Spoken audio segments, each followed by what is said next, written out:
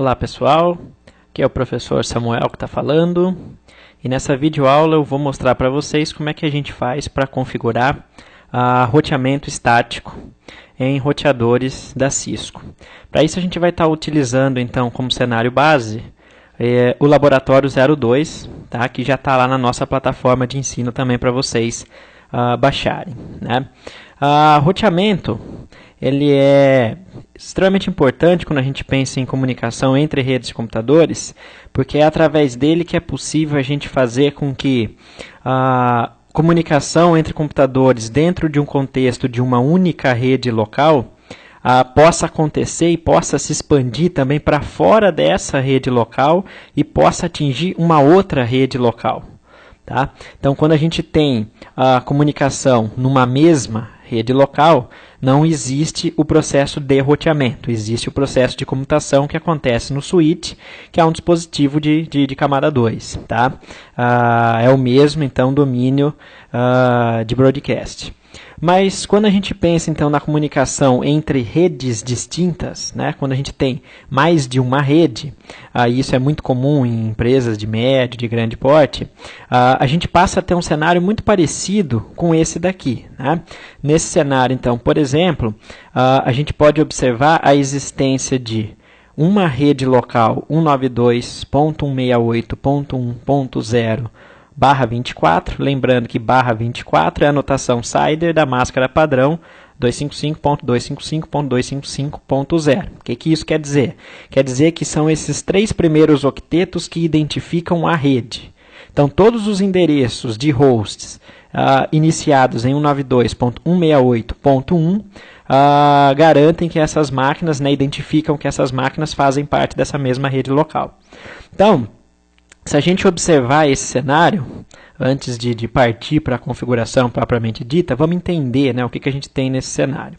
A gente tem uma repartição aqui, através desse bloco, né, onde do lado esquerdo e do lado direito a gente tem a representação de duas unidades de uma empresa. Tá?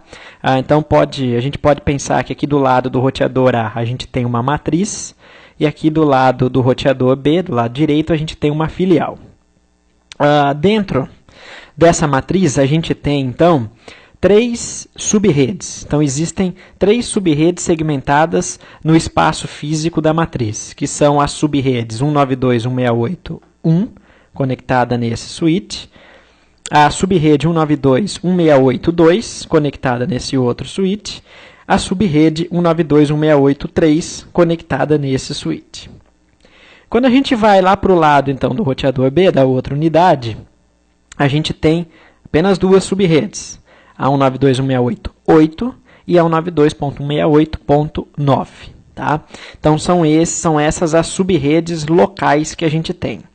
Mas é importante que quando vocês olhem para esse cenário, vocês percebam que existe ainda uma outra rede extremamente importante para viabilizar a comunicação entre todas essas subredes aqui da matriz e na filial, né?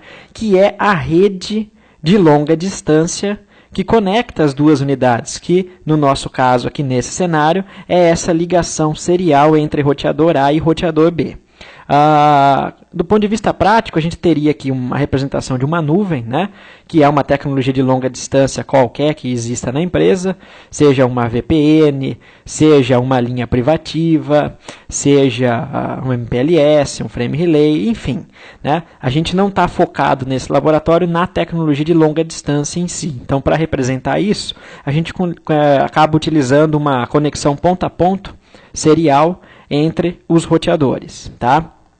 E quando a gente faz isso, a gente tem que informar um dos dois roteadores como sendo o dispositivo responsável por prover a sincronização da comunicação entre eles dois.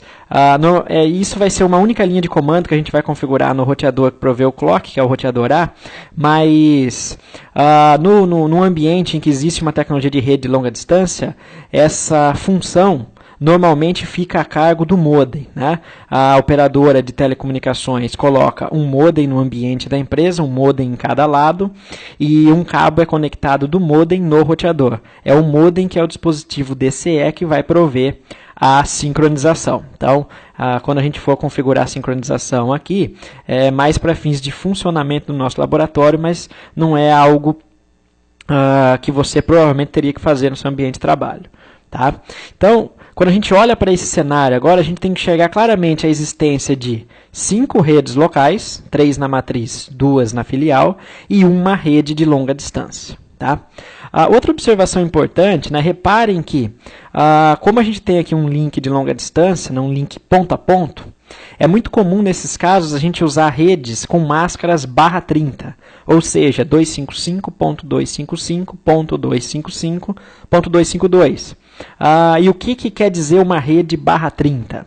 Isso quer dizer que a gente só vai ter 2 bits sobrando para endereçar hosts, 2 elevado a 2, 4 endereços. O primeiro endereço é reservado para identificar a própria rede, o último para broadcast. Ou seja, só existem 2 endereços válidos para a gente atribuir para interfaces. E é comum a gente usar esses endereços /30 em links ponto a ponto por 2 motivos principais. Primeiro, por uma questão de economia de endereços, mas até mais importante do que isso, do ponto de vista de segurança. Né? Porque se eu só tenho 2 endereços possíveis, fica inviável que alguém se torne membro dessa rede. Tá? Então a gente vai usar os 2 endereços possíveis, um em cada ponta dessas interfaces. E então a nossa rede passa a ser a rede 192.168.0.248, sendo que a gente pode usar, e a gente vai usar para identificar as interfaces, os endereços 192.168.0.249 desse lado, e 192.168.0.250 desse lado. Tá? Lembrando, então, que 192.168.0.251 é o endereço de broadcast dessas duas, entre esses 2 elementos aqui na rede 248.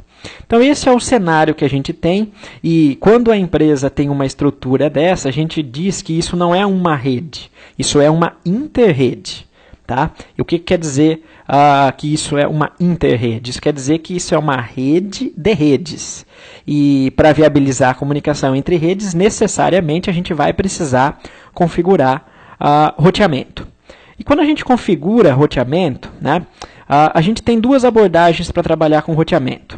A gente tem o roteamento estático, que consiste no processo de configuração manual de todas as rotas, e a gente tem o roteamento dinâmico, que consiste no processo de configuração da comunicação entre as redes através de protocolos de roteamento dinâmico. Né? Normalmente a configuração do roteamento dinâmico tende a ser um pouco mais tranquila, porque vai ficar a cargo dos protocolos de roteamento se comunicarem entre si para descobrir essas redes. Tá? Nesse cenário aqui, a gente vai estar focando exclusivamente em roteamento estático. Então, para a gente hoje, não existe roteamento dinâmico. Tá? Mas só para vocês entenderem, quando a gente tem essas 2 opções, né, o roteamento estático e o roteamento dinâmico, a gente tem que entender quando que eu devo usar um ou quando que eu devo usar o outro. Né? Qual é melhor, roteamento estático ou roteamento dinâmico? E essa é uma pergunta cuja resposta é depende. Né? Depende do ambiente da minha empresa. Então, quando a gente olha lá para o roteamento estático, a gente tem vantagens e desvantagens. Quando a gente olha lá para o roteamento dinâmico, a gente tem vantagens e desvantagens. Tá? Então vamos falar um pouco das vantagens e desvantagens do roteamento estático. Né? O roteamento estático ele tem como primeira grande vantagem um desempenho melhor. E por que o desempenho dele é melhor? Por um motivo simples. Como todas as configurações de rota são feitas manualmente em todos os roteadores do ambiente da interrede, não existe nenhum protocolo, nenhum programa, nenhum software adicional em execução na rede que vá consumir mais recursos de processamento do roteador e, principalmente, por não existir o roteamento dinâmico, não vai também ocorrer a demanda, a necessidade de tráfego adicional na rede. Né? Porque tudo que eu sempre costumo dizer para os meus alunos o seguinte, tudo que é automático em redes de computadores, tudo que é dinâmico, tem desempenho pior do que aquilo que é estático. Então, por exemplo, atribuição de IPs. O desempenho de IPs atribuídos estaticamente para a rede é melhor do que dinamicamente via DHCP. Por quê? Se no DHCP esses IPs são descobertos automaticamente e fornecidos através de um serviço, de um servidor rodando um serviço DHCP, necessariamente as máquinas e o servidor têm que constantemente trocar algumas mensagens para chegarem no acordo de como é que vai ocorrer essa configuração. E por menor que seja, né, esse tráfego na rede, e dependendo do projeto da sua rede em camada 2, o tráfego do DHCP pode ser muito representativo, mas por menor que seja esse tráfego, sempre existe a demanda por esse tráfego. A mesma coisa acontece, por exemplo, com o protocolo de roteamento dinâmico. Se a gente executasse o roteamento dinâmico entre esses dois roteadores, a gente ia consumir banda desse link de longa distância, porque esses dois roteadores iam trocar informações entre si constantemente. Então, uma grande vantagem do roteamento estático é que ele tem desempenho melhor, porque eu vou consumir menos processamento dos roteadores, porque o protocolo de roteamento dinâmico é um software que tem que ser executado. No roteamento estático não existe um software em execução, e a gente vai consumir também menos banda. Tá? Uma outra vantagem do roteamento estático, a gente costuma dizer que é a questão da segurança. Mas a gente tem que pensar bem, refletir sobre isso, né, para não falar bobagem. Quando a gente diz que o roteamento estático tem vantagens do ponto de vista de segurança, a gente quer dizer o seguinte: a gente vai estudar na próxima videoaula sobre o roteamento dinâmico que a estratégia para configurar o roteamento dinâmico consiste em anunciar para todos os roteadores vizinhos quais redes vão estar diretamente conectadas nesse roteador. Então, quem vai fazer, por exemplo, a configuração de um roteador aqui com roteamento dinâmico na unidade do roteador B, da filial, não precisa ter conhecimento de toda a interrede. Ele só precisa conhecer a rede física do prédio em que ele trabalha e anuncia essas redes para todos os demais vizinhos de longa distância que possam existir. E isso acaba sendo ruim do ponto de vista de segurança, porque quem faz essa configuração no roteamento dinâmico implica, ele pode ter, né, pode ser que ele tenha menos conhecimento da rede como um todo. Já no roteamento estático, quem vai fazer essa configuração, e isso vai ficar evidente a hora que a gente resolver esse laboratório aqui, quem faz a configuração do roteamento estático tem que ter um conhecimento de todo o ambiente da interrede para não fazer nenhuma bobagem. E é por conta disso que a gente diz que o administrador, quando configura o roteamento estático, ele tem que ter mais conhecimento do ambiente da interrede que ele vai estar configurando. E isso implica em ter o profissional com maior conhecimento da rede em que ele atua, né? Não necessariamente um profissional com mais conhecimento de redes, mas que conhece melhor o ambiente de trabalho dele, e que por conta disso também, né, torna o processo de roteamento mais seguro. Tá? Mas o roteamento estático também não tem só benefícios, não tem só vantagens, ele tem algumas vantagens, algumas desvantagens bem consideráveis. Por exemplo, então vamos lá. Uma grande desvantagem do roteamento estático é que, por ele ter que ser configurado manualmente, todas as rotas em todos os roteadores, qualquer alteração que eventualmente seja feita numa rede reflete na reconfiguração do ambiente da sua interrede. Tá? E isso torna a administração de um ambiente com roteamento estático mais difícil. E é por isso também que, quanto maior for a sua rede, né, em redes muito grandes, o roteamento estático se torna totalmente inviável. Então, ele deixa de ser uma opção.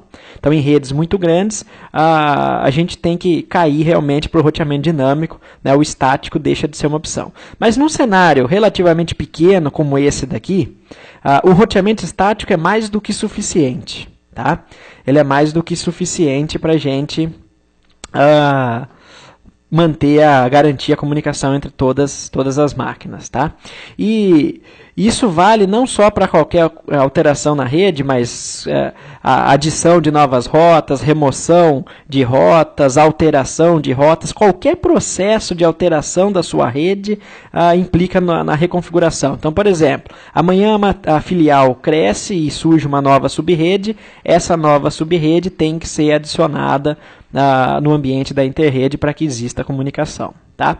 Então, o panorama basicamente aí de vantagens e desvantagens seria esse. Tá ok?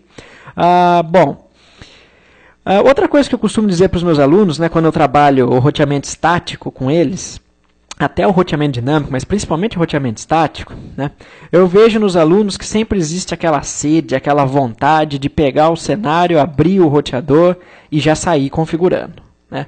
E eu costumo dizer para os meus alunos o seguinte, eu falo, pessoal, vamos com calma.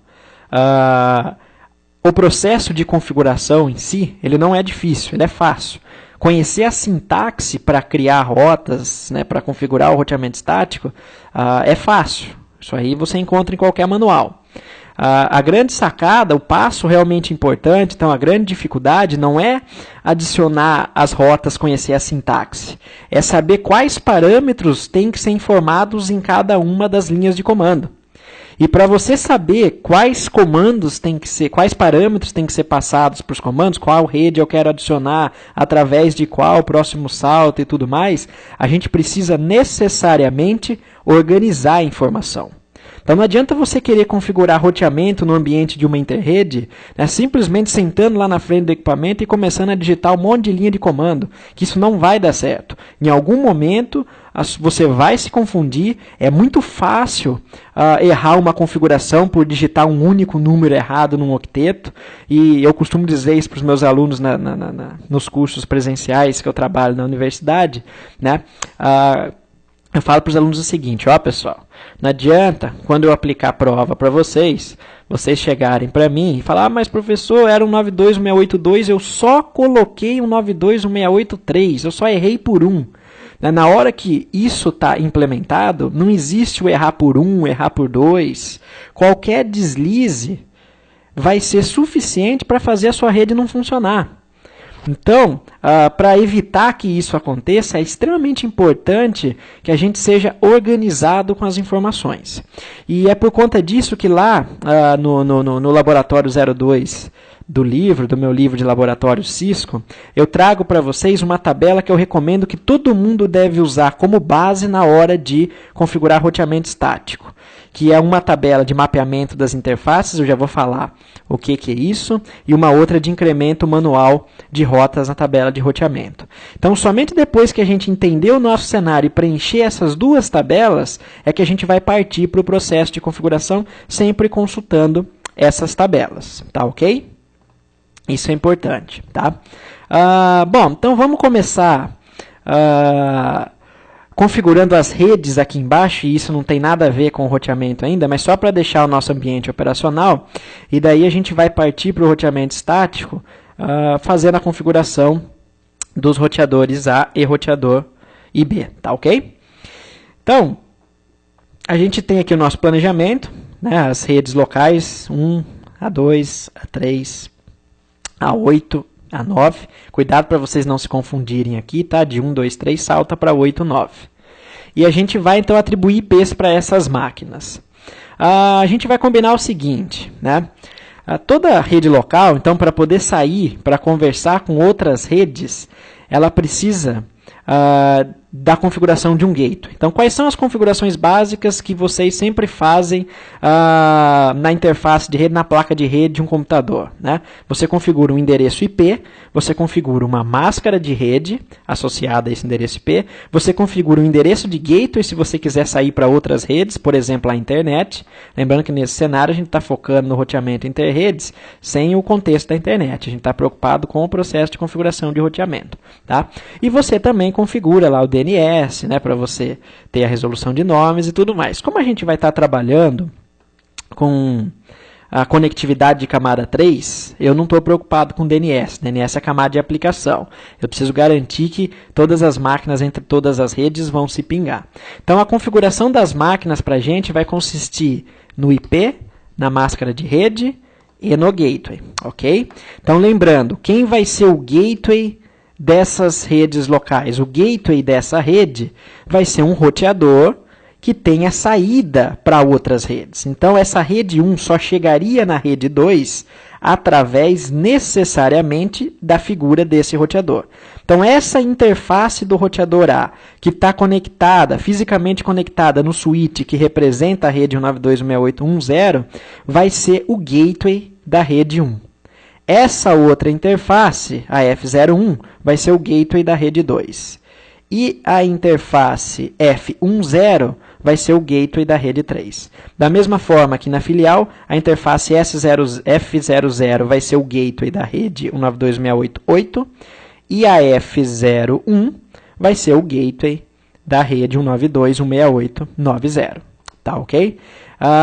Então vamos combinar o seguinte, né? Toda interface de um roteador, então, ela vai ser membro, vai ser um nó de alguma rede. Então, ela tem que ter um IP que seja membro dessa rede. Lembre-se sempre disso, e eu sempre vejo as pessoas fazendo confusão com isso. O gateway de uma rede sempre, necessariamente, tem que ser membro da mesma rede local. Por quê? Quando o sistema operacional, você está aqui no computador, vamos supor, 192.168.1.1, né? Quando você dá um ping 192.168.1.2, o sistema operacional faz o seguinte, ele lê o seu ping, aí ele vai falar, bom, eu quero chegar em 192.168.1.2. 192.168.1 com a máscara /24, está na mesma rede que eu ou não? Então, espera aí, deixa eu ver. Eu sou 192.168.1/24. Ah, a gente está na mesma rede 192.168.1. Então, essa comunicação vai acontecer diretamente em camada 2 através do switch. Nem chega no conhecimento do roteador. Agora, se você está aqui na máquina 192.168.1.1 e você quer falar com 192.168.2.1, então reparem que agora eu não estou mais na mesma rede local, eu fui para outra. O sistema operacional vai olhar o seu ping para 2.1 e vai falar, opa, 2.1 é uma outra rede que não é a minha rede local. Então, ele vai consultar se existe algum gateway configurado nas suas configurações de rede. Se existir, ele vai encaminhar esse tráfego, esse pacote endereçado para outra rede, para o gateway. Só que ele só alcança o gateway através do switch de camada 2. E é por isso que esse gateway tem que ser membro da mesma rede local. E aí, quem vai ser o dispositivo de camada 3, que tem capacidade de fazer comunicação entre redes distintas através de roteamento, e é por isso que o roteamento a gente vai configurar nos roteadores, vai ficar sob responsabilidade dos roteadores. Esses sim têm capacidade de pegar tráfego de uma rede e mandar para outra através de consultas nas tabelas de roteamento que a gente vai ver daqui a pouco, tá legal? Então, o gateway tem que estar sempre na mesma rede local. Vamos combinar o seguinte, a gente vai reservar o último endereço de cada rede para as interfaces do gateway. Então, por exemplo, a interface F00 vai ser 192.168.1.254, tá? Aqui, 192.168.2.254, 3.254, 8.254 e 9.254. E aqui nas máquinas, embaixo, a gente vai colocar sequencialmente a partir de 1. Tá? 192.168.1.1, 192.168.1.2, 192.168.2.1, 2.2, 3.1, 3.2, 8.1, 8.2, 9.1, 9.2. Tá ok? Então, basicamente, é dessa forma que a gente vai trabalhar. Então, a primeira coisa que eu vou fazer é configurar uma por uma dessas máquinas. É um processo um pouco chato, pessoal, vai dar um pouco de trabalho, mas eu gosto de fazer isso para a gente exercitar aí a prática de configuração dos IPs. Tá? Então, a gente vai clicar em cada uma das máquinas, ó. Aí a gente vem em Desktop, IP Configuration, e a gente vai atribuir isso estaticamente. Tá? Então, vamos lá. Essa primeira máquina é 192.168.1.1, com a máscara padrão /24, cujo gateway será 192.168.1.254. Reparem que eu já estou configurando o gateway, mas ele ainda não existe na realidade. Tá? Eu vou só checar se pegou. ipconfig, olha lá. Pegou as configurações. Ok, vamos para a próxima.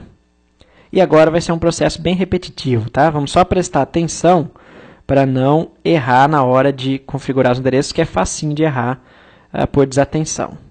Então, 92.168.1.2 para o host, máscara padrão, 1.254 para o gateway. O gateway é o mesmo porque são duas máquinas na mesma rede. E para já ir testando se está tudo certo, sempre que eu configurar o segundo host, eu já vou tentar fazer um ping para o vizinho. Tá? Olha lá, resposta. Por quê? Camada 2, está tudo certo, mesma rede local. Tá?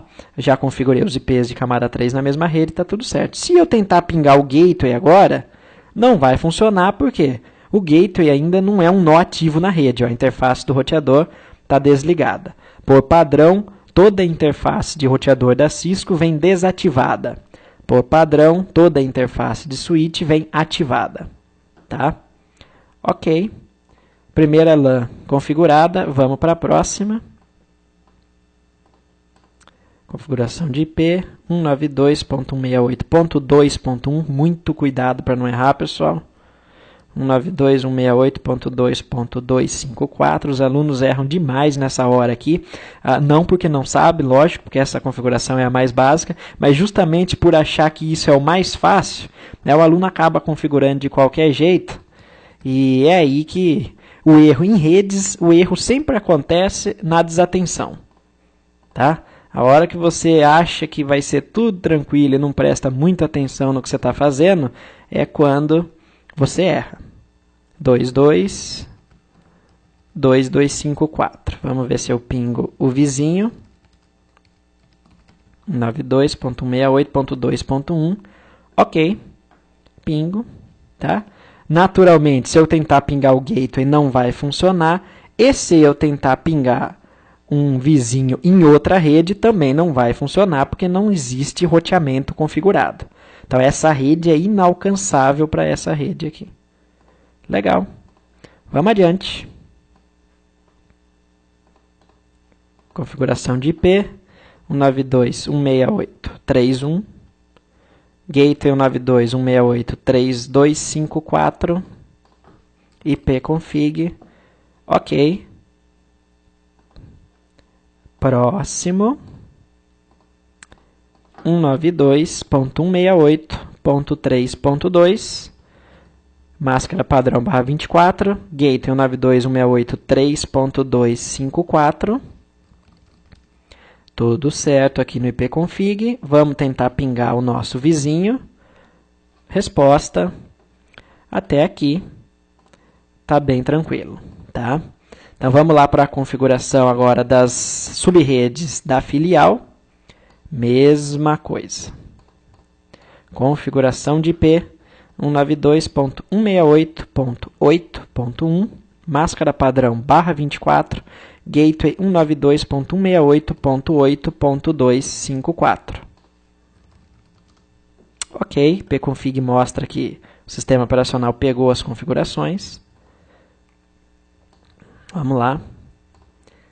Configuração de IP 192.168.8.2. Eu costumo brincar com os alunos em aula que essa é a parte do processo de configuração de rede que sobra para o estagiário, né? Bom, tá aqui. Lembrando que a gente costuma fazer essa brincadeira, mas lembrem-se sempre daquilo que eu falei, né? Um erro nessa configuração do endereço final é suficiente para inviabilizar totalmente a comunicação da rede. É por isso, inclusive, que o DHCP acaba sendo vantajoso, né, para evitar a configuração manual errada. Aliás, outra das desvantagens da configuração manual, que eu esqueci de mencionar para vocês, é que ela está mais sujeita a erros humanos. Como ela é totalmente dependente da configuração da pessoa, né, é mais fácil você ter um erro humano do que um erro de um algoritmo pré-programado. Voltando aqui, 192.168.9.1, máscara padrão /24, 192.168.9.254, ipconfig mostra que está tudo certo. Prontinho. Vamos para a última máquina, 92 com gateway 9254. Vamos pingar o nosso vizinho. Ok, resposta. Pronto, até aqui então a gente fez as configurações no nível de acesso, né, aqui embaixo. Então até aqui está tudo pronto. E até esse ponto a gente tem aí redes locais se comunicando somente no contexto local, camada 2, sem absolutamente nada de roteamento, tá? Reparem que o link de longa distância está conectado através de interfaces seriais, clock provido pela serial 00 do roteador A. Tá? Muito bem. Agora, o que a gente vai fazer? Então, agora, a gente iria para o próximo passo, que seria a configuração dos dois roteadores propriamente dito. Mas lembre-se daquilo que eu falei. Antes de configurar roteador, a gente vai organizar a informação. Organizar a informação é fundamental para a gente ter uma rede em operação. Tá? Então, o que a gente tem que fazer? Quando a gente configura roteamento estático, é importante vocês terem em mente que o processo de configuração de roteamento estático ele vai consistir basicamente em duas etapas. A primeira etapa vai ser você identificar quais redes o seu roteador já conhece. A segunda etapa vai ser você identificar quais redes da sua interrede, quais subredes da sua interrede o seu roteador não conhece. E em não conhecendo, cabe a você adicionar rotas para que ele chegue nessas outras redes que ele não conhece. E aí o aluno pergunta o seguinte, mas professor, se eu estou configurando do zero, o roteador já não vai conhecer nenhuma rede, então eu não preciso identificar o que ele conhece. E esse é um primeiro engano, precisa. Como assim? Então, vamos entender isso, né? Por que você tem que identificar o que ele já conhece?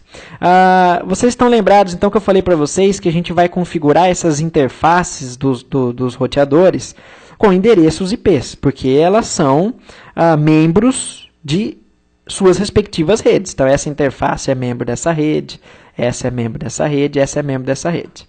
Então, antes de ir para a configuração do roteamento propriamente dito, né, a gente vai subir todas essas interfaces e configurar os endereços dela e checar se as redes conseguem pingar o gateway como elemento da sua rede. E vocês têm que ter em mente que a lógica de um roteador, seja o Cisco, né, um iOS da Cisco, ou seja no Linux, é a seguinte. Sempre que o sistema operacional identificar que existe uma interface configurada com um endereço na rede, por exemplo, 192.168.1.0, ele vai partir da seguinte lógica. Bom, se eu sou membro da rede 1, é porque a rede 1 eu conheço. É porque eu estou diretamente conectado na rede 1.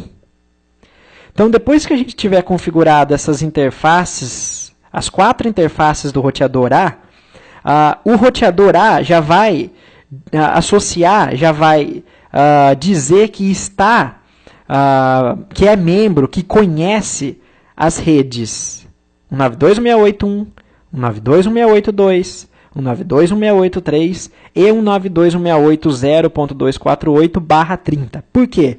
Todas essas 4 redes aqui estão diretamente conectadas no roteador A. E, portanto, ele é membro dessas redes e, portanto, ele já conhece essas redes. Logo, ele não vai conhecer essas outras 2 redes, que vão ser elas que a gente vai ter que adicionar. Do outro lado, vai acontecer a mesma coisa. O roteador B conhece essas 3 redes que estão diretamente conectadas nele e não vai conhecer essas 3. Tá? Então... é por isso que o processo de configuração de roteamento consiste em 2 etapas. Primeiro, fazer o mapeamento das interfaces diretamente conectadas no roteador. E esse processo é a primeira tabela daquele arquivo que eu estou disponibilizando na plataforma para vocês, na plataforma de ensino à distância e também lá no meu livro de laboratório Cisco. Então, vamos entender essa primeira tabela. Então, o primeiro passo é a gente organizar as informações acerca do mapeamento das interfaces dos roteadores. Então, o que a gente vai ter que fazer? A gente tem aqui uma coluna que vai identificar o roteador. A gente tem 2 roteadores no nosso cenário, então a gente vai fazer o preenchimento para os 2. A gente tem uma outra coluna em que a gente vai identificar qual rede está diretamente conectada em qual interface do roteador e qual será o IP dentro dessa rede que a gente vai atribuir para essa interface. A gente vai fazer isso para todas as interfaces de todos os roteadores, ok? Então, vamos começar o exercício olhando lá para o nosso cenário. Então, vamos lá. A gente vai começar pelo roteador A. No roteador A, a gente tem na interface F00 a subrede 192.168.1.0. E a gente chegou no acordo que a gente vai atribuir para essa interface o último endereço válido da subrede. Então, vamos anotar essa informação. Ó.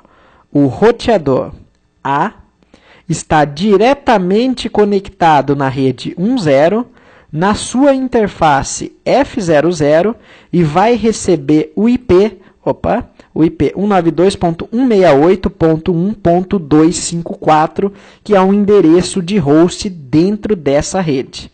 Tá? Lembrando, o primeiro endereço de toda a rede é o endereço que identifica a rede, e, portanto, não pode ser atribuído para host. Então, 192.168.1.0 é um endereço de rede, que você não pode usar nos hosts. Por isso que a gente começou 11, 12, tá? Da mesma forma, o último, que seria 255, é reservado para broadcast, ou seja, a comunicação para todos os nós da rede. E a gente também não pode usar, porque ele é reservado. Então, o último endereço válido acaba sendo 254. Tá? Então, veja que isso é um processo simples, mas fundamental para você organizar a informação. E ser organizado é a coisa mais importante para quem trabalha com redes. Porque você vai ter um monte de cabo, você vai ter um monte de roteador, você vai ter um monte de rede, um monte de computador. E se você não documentar, você fica maluco, você não vai conseguir trabalhar. Tá? Então, ok, vamos continuar esse processo. Então, vamos lá. No roteador A também está diretamente conectada a rede 192.168.2 em sua interface F01. Tá? Então, vamos lá. Ainda no roteador A, a gente tem a rede 2 na interface F01. Muito cuidado para não errar isso aqui. E a gente vai atribuir para ela o último IP válido. A gente tem também no roteador a rede 192.168.3.0 na interface 10 e vai receber lá o último IP válido. Então, roteador A é membro da rede, da subrede 3.0 na interface F1/0 e vai receber o IP 192.168.3.254. Ok? Quem quiser anotar a máscara aqui, é uma informação também importante. Deixa eu anotar só para ficar mais organizado para a gente. Pronto, olha que legal. Mas não acabou ainda, né? No roteador A também existe a rede de longa distância, e aqui vocês têm que tomar cuidado que a máscara é /30, logo 248 é um endereço que identifica a rede, não host. Os endereços possíveis de host são somente 249 e 250. A gente vai reservar o 249 para o roteador A e vai guardar o 250 para o roteador B. Então, olha lá, interface serial 00 está na rede 248. Então, roteador A é membro da subrede 192.168.0.248, cuja máscara de rede é /30, e está diretamente conectado nessa rede através da interface S00, e seu endereço de rede vai ser 192.168.0.249. Ok? Vamos ver se está tudo certo. 192.168.0.248, tudo certo, 0249. Então, a gente acabou de mapear as redes diretamente conectadas no roteador A. Agora, falta a gente mapear as redes diretamente conectadas no roteador B, tá? Então, eu vou agilizar um pouco as coisas. Eu já vou mapear duas de uma vez só. F00 está na rede 8, F01 na 9 e a S00 na longa distância. Então, vamos lá. Lembrando que vocês devem fazer isso com calma, tá, pessoal? Não tenham pressa nenhuma para fazer o preenchimento das tabelas, porque se vocês preencherem errado, acabou a configuração do roteamento. Então, não é uma questão de saber comando, é uma questão de saber parâmetro. E para saber parâmetro, vocês têm que preencher essa tabela. Então, o roteador B conhece a rede 80, que está com máscara /24, que está diretamente conectada em sua interface F00, cujo endereço será 8254, que é o que a gente configurou como gateway das máquinas da subrede 92688, tá bom? Roteador B conhece a rede 9 na interface F01 e o seu endereço será 192.168.9.254, ok? E o roteador B ainda conhece a rede 0248/30. Repare, então, que a gente está falando da mesma rede nessas duas linhas aqui. Deixa eu colocar em azul, só para... Pronto, só para vocês lembrarem que essas linhas aqui se tratam da mesma rede, que é o link ponto a ponto, tá? Na interface S00, eu vou anotar que essa interface aqui é em proveclock. E vai receber o único endereço que sobrou, que é o 0250.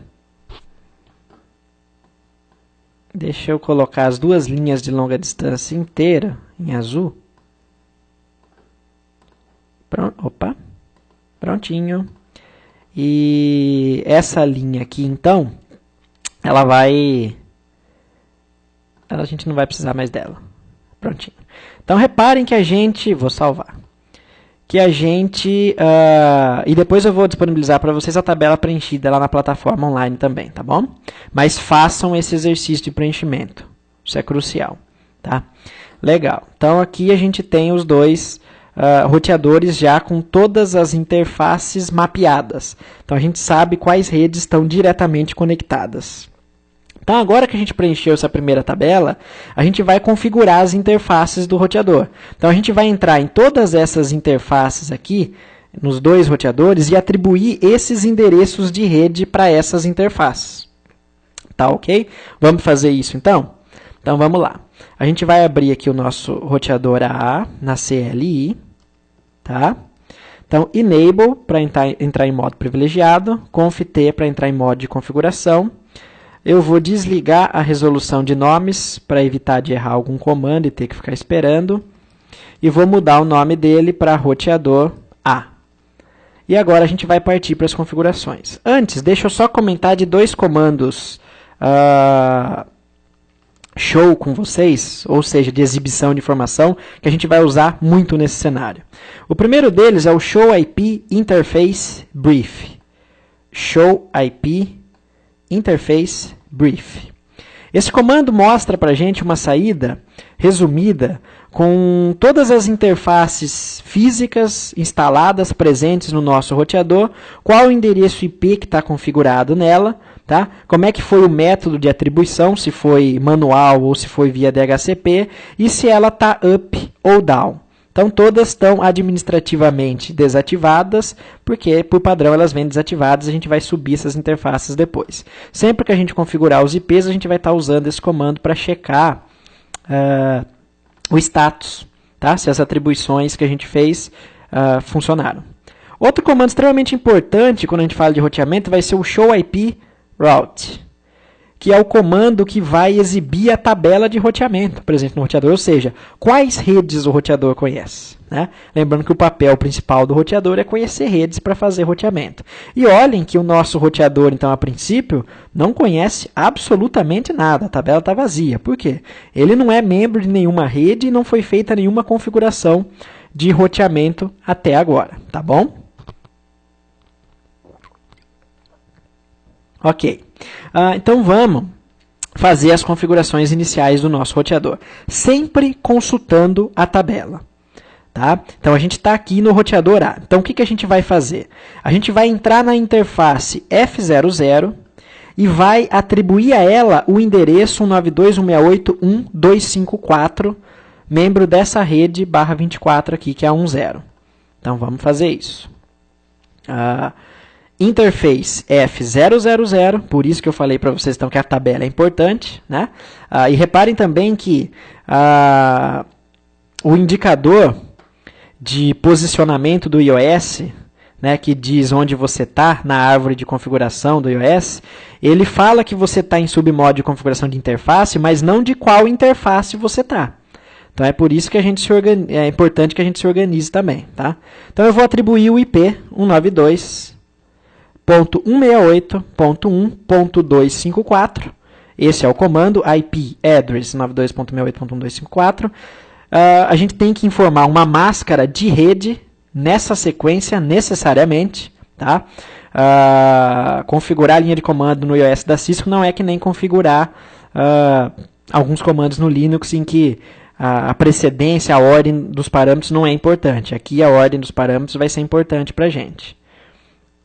Então a gente atribuiu esse IP para a interface e colocou ela como membro da rede 92.168.1, informando a máscara de rede /24. Mas não basta só atribuir o endereço, porque a interface ela está vermelha, ela está desativada.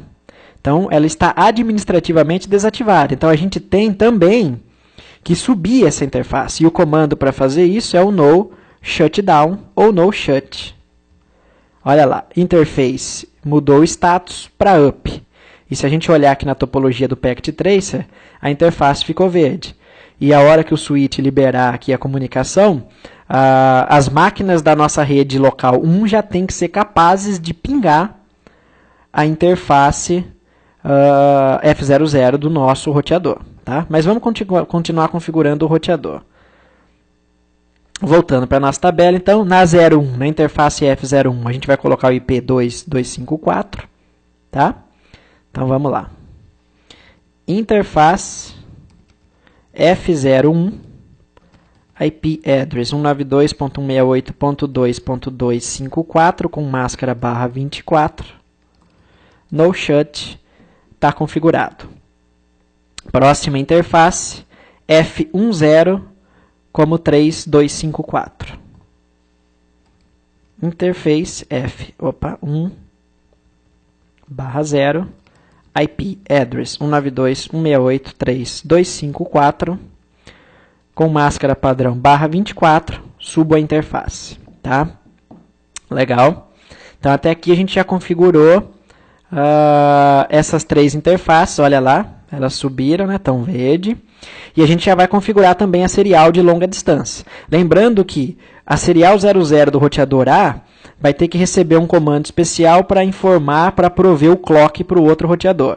Na prática, isso não seria necessário, porque normalmente o roteador está atrás de um modem, que é o modem da operadora de telecomunicações que se comunica com a rede da operadora e a operadora que provê sincronização.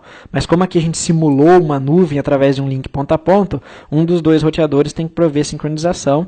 Tá? E a gente vai considerar esse link aqui como sendo um link de 500K, só para prover sincronização.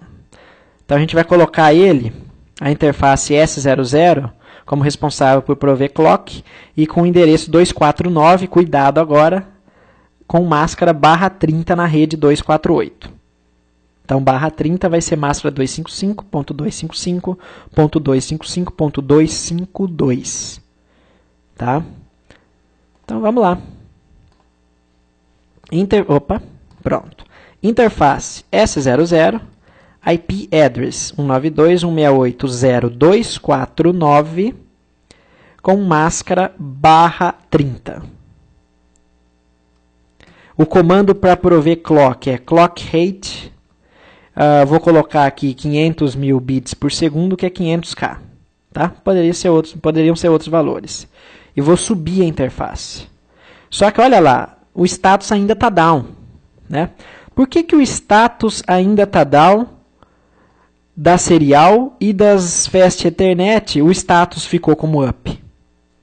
Pelo seguinte, não existe enlace ativo ainda no link de longa distância, porque a interface serial na outra ponta do roteador B está down. Por outro lado, as interfaces Fast Ethernet do roteador A subiram, estão com status up, porque as portas dos switches já estão ativas por padrão. Tá? Então, até agora, a gente já configurou todas as interfaces do nosso roteador A.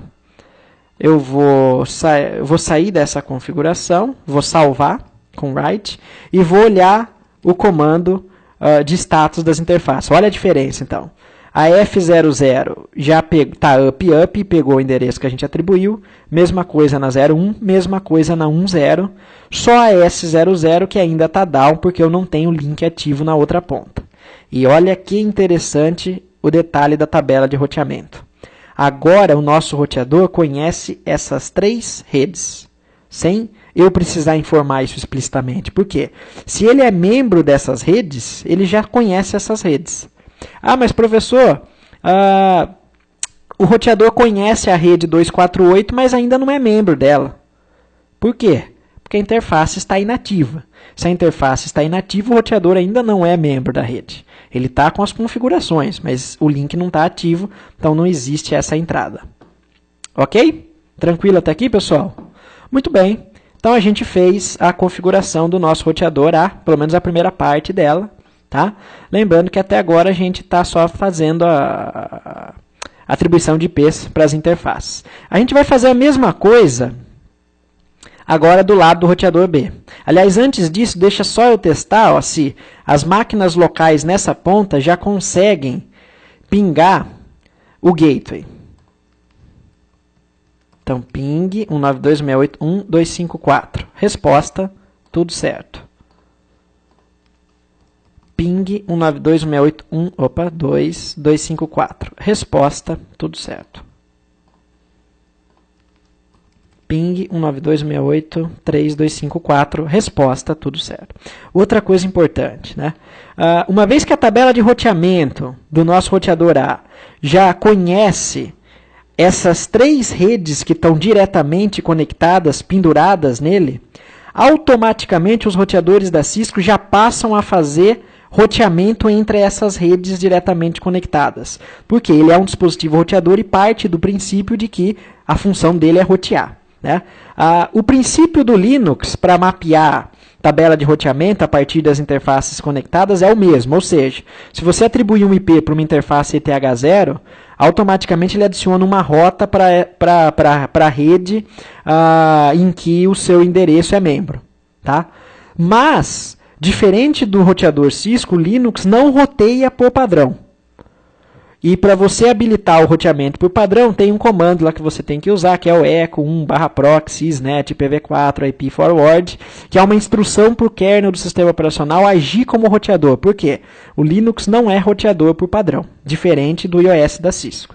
Então vamos ver se esse computador aqui, o PC4, consegue se comunicar com o PC6 e como seria o tráfego disso. Olha lá. Então a comunicação vai para o gateway da LAN 192.168.1.0. O roteador faz uma consulta na sua tabela de rotas. Ele vai consultar se ele conhece a rede do destino 92.682. Nesse caso ele conhece. E ele vai despachar pela interface que é membro dessa rede. Portanto que chega nessa rede. Então o ping funcionou. A gente já tem roteamento no contexto físico da matriz. Comunicação interredes, mas no contexto físico da matriz. Tá? Mas ainda não existe a comunicação entre matriz e filial. Vamos ver. Olha lá. O computador, então, quer se comunicar com uma outra rede que não é a rede dele. O sistema operacional encaminha automaticamente para o seu gateway. O roteador vai fazer uma consulta para a tabela de roteamento. Ele não vai encontrar o destino e ele vai te mandar uma mensagem de retorno falando, eu não consigo chegar nesse destino, porque eu não conheço. Então, quando você não tem um gateway configurado e pinga um endereço inalcançável, o sistema operacional te retorna uma mensagem dizendo que houve uma falha, que é inalcançável, né? O host é inalcançável. Quando você já tem um gateway configurado e você tenta se comunicar com qualquer outra rede que você não conhece, a gente sempre vai receber uma mensagem de retorno. Mas sempre leiam os replies, porque o reply não quer dizer que funcionou. Tá? É agora o nosso gateway dando uma satisfação para a gente do que aconteceu. Então, olha lá, a gente teve uma resposta, mas essa resposta não foi de quem a gente pingou na filial. Foi do próprio gateway nosso dizendo, o host é inalcançável.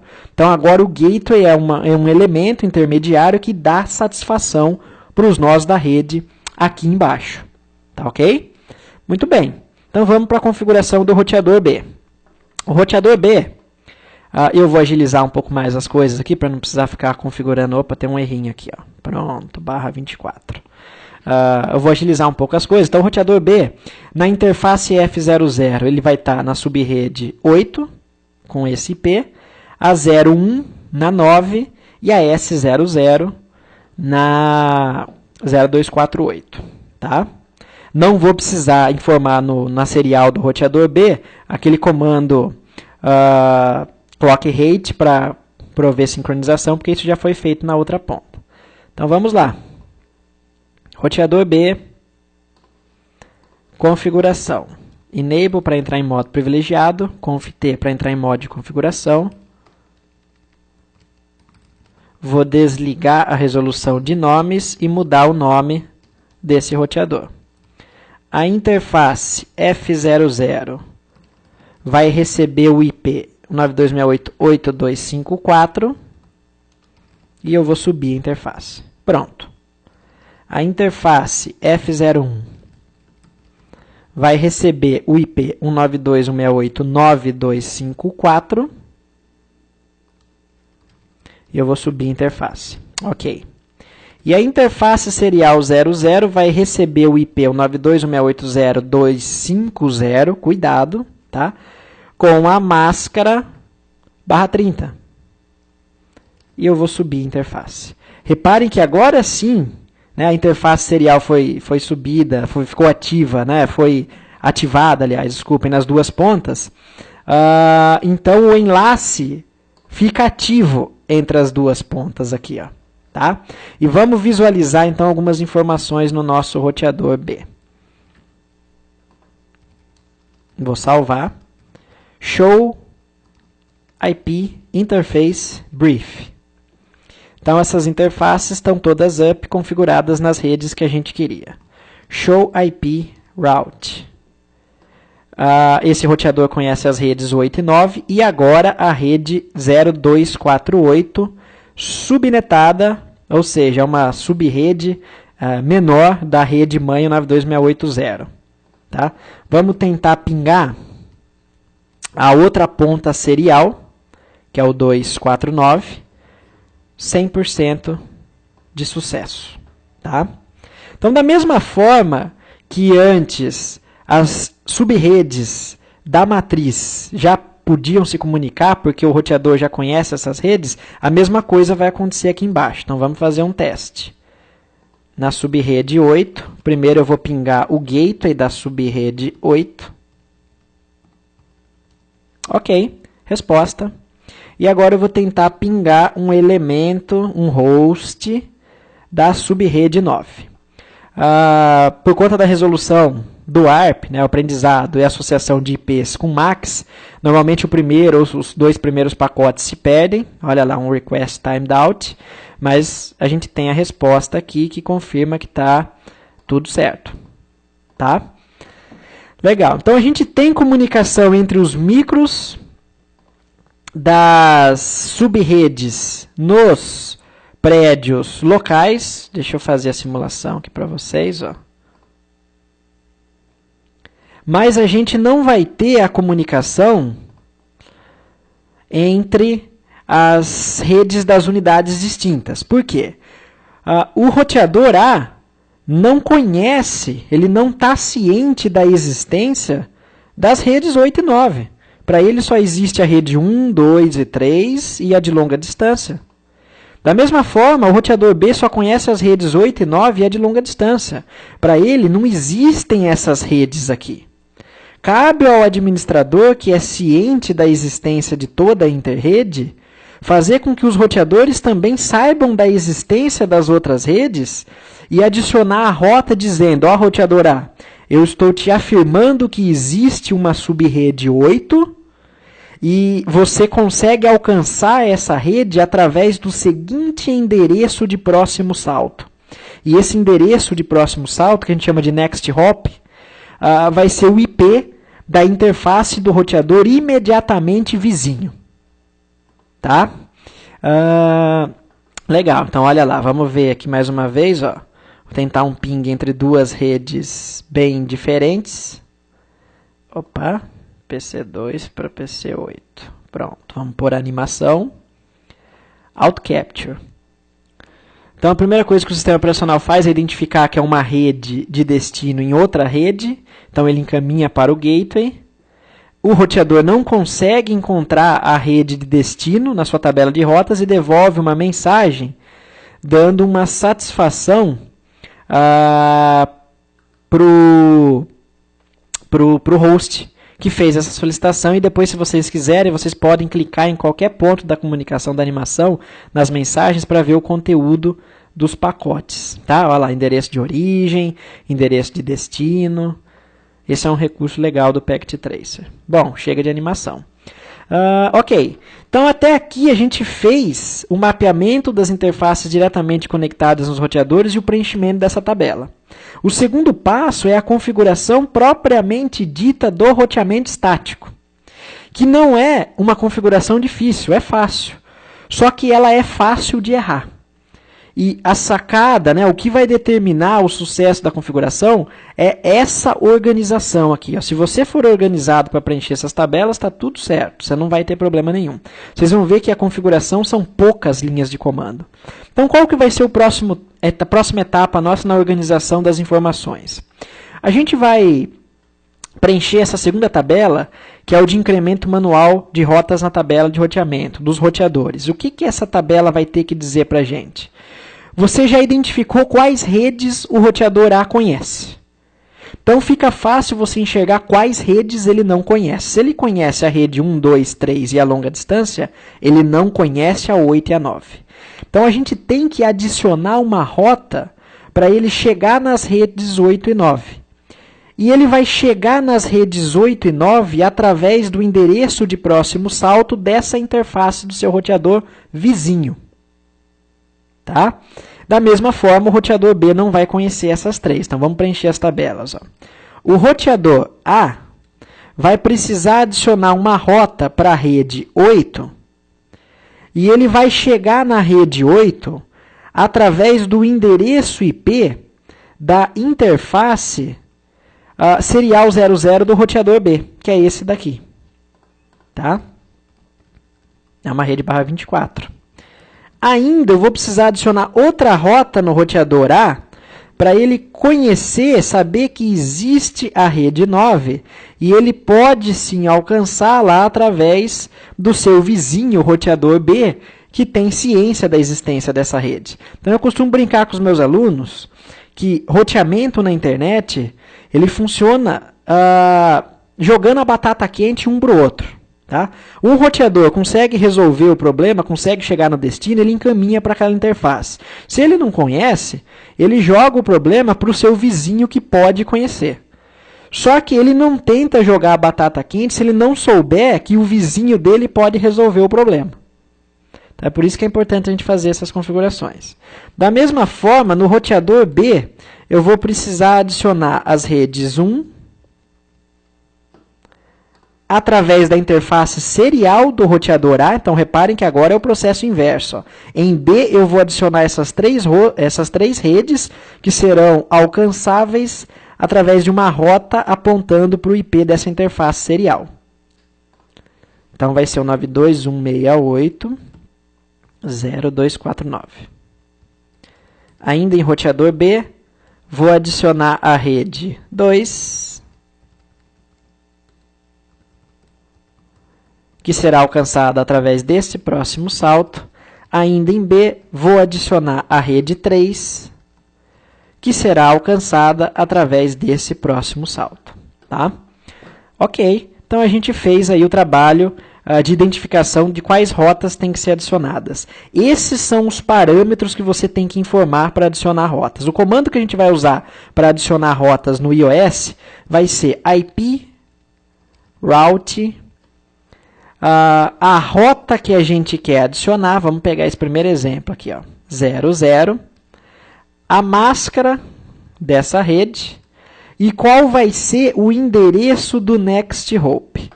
O comando é só isso. Então, reparem que a sintaxe é IP route, não tem segredo. O segredo é você saber quais parâmetros você tem que informar. E se você não construir a tabela de maneira organizada, como a gente fez aqui, errar isso vai ficar muito fácil. Tá? Então, vamos lá fazer as configurações. No roteador A, primeiro eu vou mostrar a tabela de rotas para vocês, ó, tá? As redes diretamente conectadas. Entrar em modo de configuração. Então, a gente vai adicionar a rede 8/24, que será alcançada através do IP 250. E a gente vai adicionar a rede 9. Pronto. Está feito. Só isso. A sintaxe é simples, objetiva e direta. Só que para a gente chegar nessas duas linhas mágicas, a gente precisou organizar todas essas informações. Então, sem organização, fica muito difícil fazer a configuração do roteamento estático. Com organização, fica muito fácil. Tá?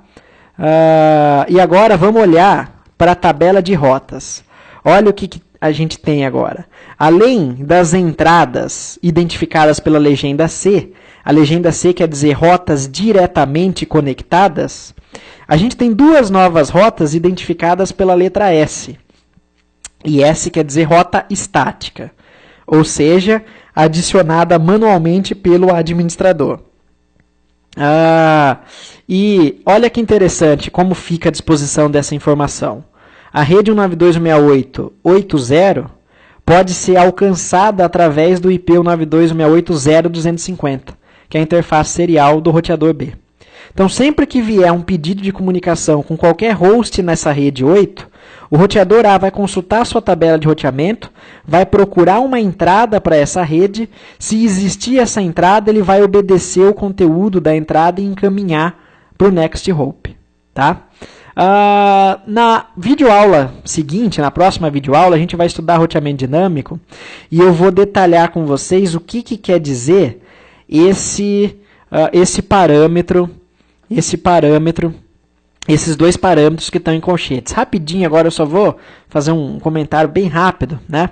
Esses dois valores vão ser extremamente importantes para a gente, porque o segundo valor depois da barra vai ser o custo de se chegar até o destino. Custo da métrica. E custo de métrica tem muito a ver com roteamento dinâmico. É por isso que esse valor vai fazer sentido no roteamento dinâmico. No roteamento estático, sempre esse custo vai ser 0. E esse primeiro número, essa primeira métrica antes da barra, é um valor que a gente chama de distância administrativa. E a distância administrativa vai ser importante para um roteador saber qual rota ele deve optar para chegar num determinado destino, quando ele eventualmente conhecer várias rotas para se chegar nesse mesmo destino. Então, por exemplo, quando você usa vários protocolos de roteamento dinâmico, e mesmo intercalado com roteamento estático, o seu roteador pode conhecer mais de uma rota para o destino 80. E aí, qual que é o critério que ele vai usar para decidir isso? Vai ser esse valor, mas eu vou detalhar esse conceito com vocês na próxima aula. Tá? Por enquanto, pensem assim. Eu vou viajar para São Paulo.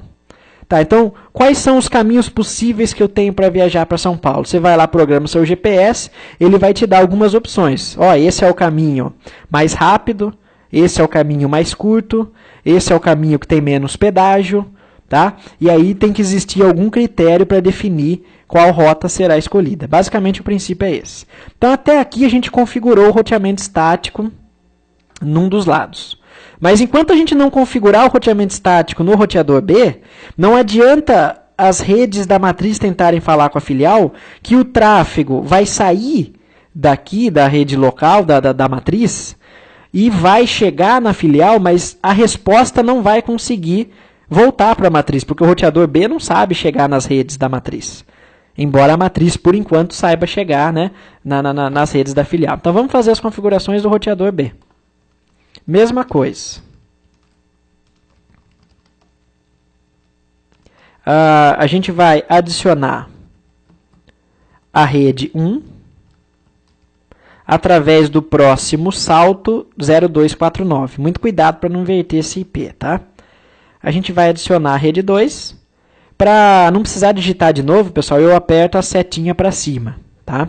Só para, às vezes, vocês estão olhando aí na tela e falam, nossa, como é que aparece, né, do nada o comando? Eu estou apertando para cima para repetir o último comando. E só estou mudando os valores que identificam a rede. Ok? Muito bem. Vou salvar as configurações e vou visualizar a tabela de roteamento. Olha lá. Surgiram 3 novas rotas estáticas apontando para as redes 1, 2 e 3. E se a gente fez tudo certo, se a gente não errou nada na hora de fazer o mapeamento das interfaces, o incremento manual de rotas na hora de preencher essas tabelas, já é para a gente ter comunicação total entre todas as sub-redes da nossa interrede maior. Então vamos fazer um teste de comunicação. Vou pegar um computador 926892 e vou tentar pingar um 926811, por exemplo. Então vamos lá. Ping 192.168.1.1. Resposta. Tá funcionando. Vou usar o Tracert para pedir para o meu host traçar a rota que ele está fazendo até ele chegar naquele destino. Olha lá. O primeiro salto, então, é chegar no roteador, que é o gateway da minha rede local 9. Eu sou um 926892, então ele vai para o gateway. Do meu gateway, que é o roteador B, que é uma interface do roteador B, ele vai até a interface serial 00 do roteador A. Então aqui houve o salto de B para A. E de A, ele sai da interface serial e vai até a interface F00 para alcançar o host na rede 1. Vamos visualizar essa animação. Deixa eu apagar essa daqui. Pronto. Então vamos visualizar uma animação para mostrar esse processo. Olha lá. O pacote de destino para a rede 1 é direcionado para o gateway da subrede 9. Ele consulta sua tabela de roteamento e determina que a rede 1 é alcançável através da interface serial 00 do roteador A, e ele faz a resolução disso e encaminha para a interface correta. Ok? Então, nosso cenário está 100% funcional. Todas as máquinas em qualquer rede falam com máquinas em qualquer outra subrede. Então, agora vamos fazer uma comunicação do PC7 na subrede 192.6820 para o PC1 na subrede 192.6880. Mesmo processo. Olha lá.